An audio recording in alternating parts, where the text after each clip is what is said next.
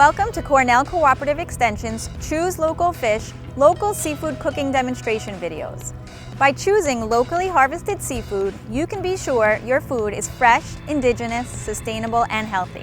Get ready to explore new, healthy, and simple ways of cooking well-known local fish, and also get adventurous with new flavors and textures of some lesser-known but just as delicious local fish. Let's join Stephanie in the kitchen. Hello everybody, welcome to my kitchen. I'm Stephanie Sachs and I'm here to cook for you and with you Long Island chowder, thanks to Cornell Cooperative Extension. So here we go, we're going to dive right in. Olive oil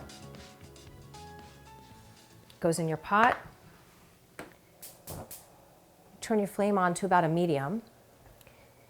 And then you're going to add your garlic. So the way I'm going to crush garlic is I'm just going to use a heavy bottomed container there and smash it so then the skin comes off pretty quickly. And then I'm going to rough chop my garlic,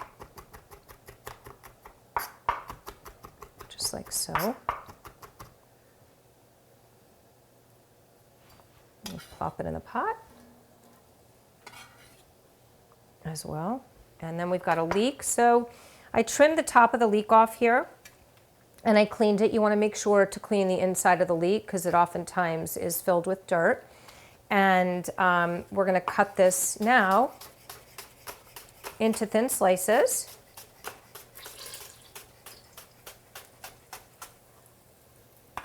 Once we get these vegetables in the pot, we are going to clean our fish, which is one of my kitchen hacks or culinary hacks that I like to teach everybody. Let's get our leeks in. Can you hear that? Oh my gosh, so beautiful. Okay, and then with the onion, you're going to cut the ends off your onion like so. And you're going to slice your knife down the side here and just peel the exterior off.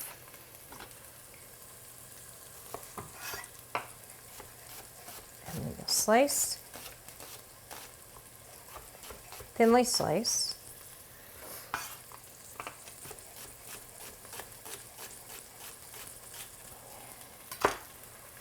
Okay, and put that into your pot as well. Then I've got 2 stalks of celery. I trimmed the celery as well. Okay. And now I've got 2 russet potatoes. You don't need to peel the potatoes. Just leave it on. The skin is super nutritious.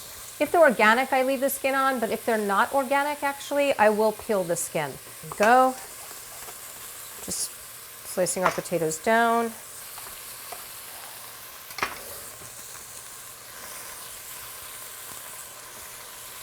So now I'm going to add the white pepper in. You can also use black pepper.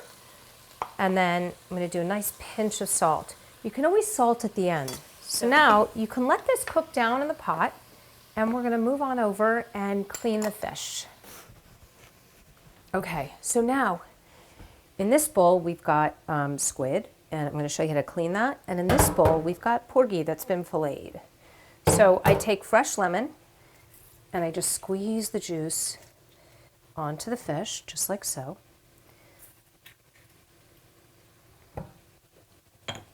And then I put some salt in. Now this salt is going to be washed off, so you don't have to worry about having too much sodium in your seafood. And then you're going to give it a little bit of a spa treatment, just like this. And what this does is it cleans the fish. It removes any of those fishy odors, if your fish has any of them. I'm going to pour that out. Give it another little zhuzh, and then I take it and I just lay it out on stacked paper towel and just let it dry. Beautifully cleaned, I must say so myself. So I've got some fresh herbs here from my pots outside. We've got some thyme, so you'll do about, a teaspoon of this. And then we're going to take some fresh oregano as well, just like that. Boom. This is so beautiful. I love taking these fresh herbs from pots that are actually outside. New fresh oregano, and it's a little different when you work with rosemary, which is a much woodier herb, because what you have to do is you pull it off just like so. Kind of using the same method, but then what you have to do is you have to chop it. And you chop it pretty finely because it can be tough. But all these herbs, all these fresh herbs are, I call them the edible underdogs. They have so much medicinal power, and they should be in all of our food, all the time.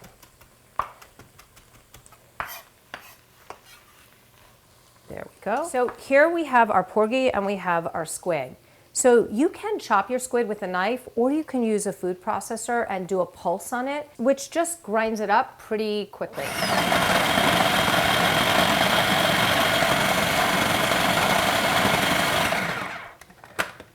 Let's see what this looks like. Okay, perfect. So then it's going to look like this. So it's chopped pretty finely, but not too much. So it's not pureed. So what you're going to do is you're going to just dump it in. Okay, pull your blade out. I'm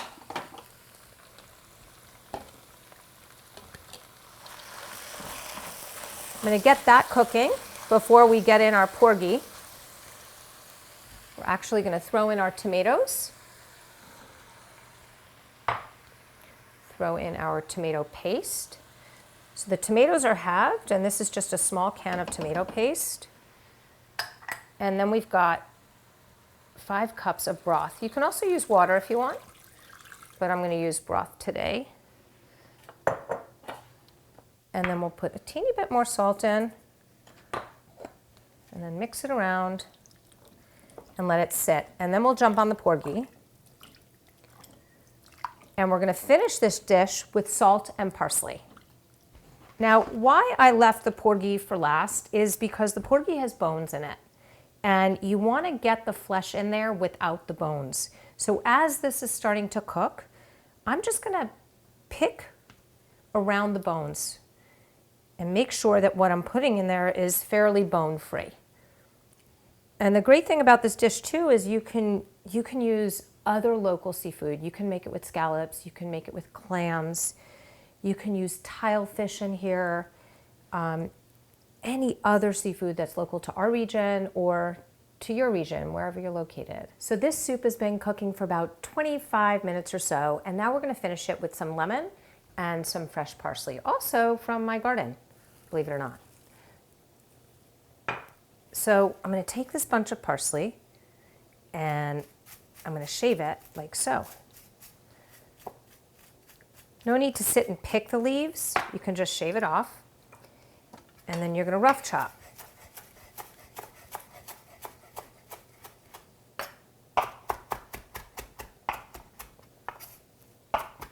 You don't have to get it too fine, and you're just going to plop it right in the pot.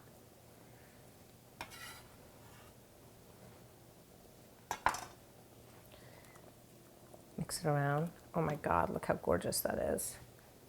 Ah, that is gorgeous! Oh my God.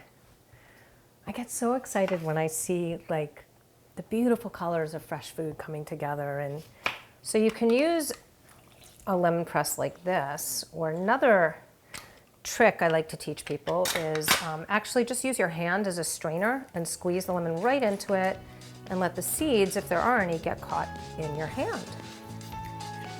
So if you like this recipe and you want to check it out and more, check out localfish.org. That's Cornell's website. Thanks for watching. Thank you for choosing Local Fish. If you've enjoyed this video, please be sure to like, subscribe, and share it with your friends. Also, please check out the description below for links to more information about local fish species, more recipes, where you can purchase these local fish, and a lot more. Thank you.